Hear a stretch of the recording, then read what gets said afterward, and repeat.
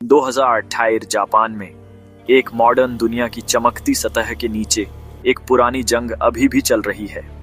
दो भूले हुए कबीले गुप्त रूप से याशा और सेरियू, दो पुराने कबीले जिनकी दुश्मनी सदियों से चली आ रही है, रहस्यमयी हथियारों के लिए लड़ते हैं जिन्हें कैंसी ब्लेड्स कहा जाता है।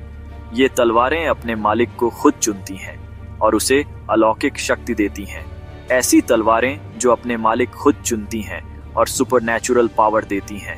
रेडेन काजुकी किसी भी दूसरे हाई स्कूल स्टूडेंट जैसा लगता है, शांत, समझदार, एक नॉर्मल जिंदगी जी रहा है।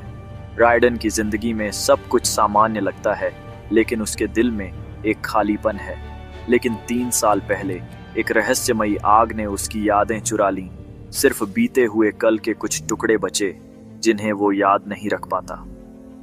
सब कुछ बदल जाता है जब उसे अपने स्कूल के बेसमेंट में एक टूटी हुई तलवार मिलती है। स्कूल के बेसमेंट में अंधेरा, धूल और एक रहस्यमयी आभा। जिस पल वो उसे छूता है, ब्लेड फुसफुसाती है, तुम मेरे सच्चे मालिक हो, तुम ही मेरे असली स्वामी हो। युद्ध फिर से शुरू होता है। जंग फिर से शुरू होती है। अजीब सपने उसे परेशान करने लगते हैं। रात को राइडन को अजीब सपने आते हैं, बिजली, युद्ध और एक चेहरा जो उसका ही है।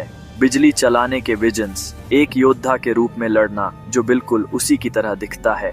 तभी एंट्री होती है आइको की, एक रहस्यमयी लड़की जो अपनी असली पहचान छिपा रही है। आइको सुमेरागी, रहस्यमयी, चालाक और सेरियू कबीले की जासूस, और उसका बेस्ट फ्रेंड तोरू होशिगाकी, राइडन का सबसे अच्छा दोस्त, हमेशा हंसता है, लेकिन उसकी आंखों में कुछ छुपा है जो रेडेन के अतीत के बारे में राज छिपा रहा है। सबसे बड़ा खतरा ब्लैक मास्क के रूप में सामने आता है। तुम मरे नहीं।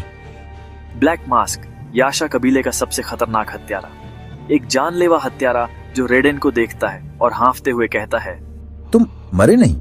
जैसे जैसे सच्चाई सामने आती है, रेडेन को पता चलता है कि वो वही योद्धा था। राइडन को याद आता है, वही था जिसने 3 साल पहले शहर को तबाह किया था, जिसने 3 साल पहले पूरे शहर को तबाह कर दिया था। और जब वो आखिरकार अपनी तलवार की असली पावर को आजाद करता है, तलवार की असली शक्ति जागती है, लेकिन कुछ गलत हो जाता है, तो वो अपने दुश्मनों को हराता नहीं है, वो वही मॉन्स्टर बन जाता है